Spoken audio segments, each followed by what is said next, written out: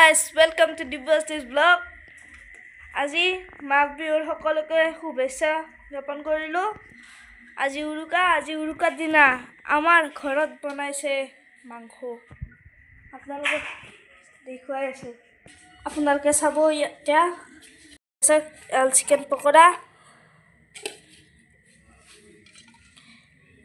জল মাছ ফ্ৰাই কৰিছে। বাংলা বেচনেৰে পুৰা একদম ভাজি দিছে। আলু ভাজি দাইল, চিকেন পুৰা একদম ধোৱা ওলাইছে। গাইছ এইটো চাওক মটন, ক্ৰিমি মটন।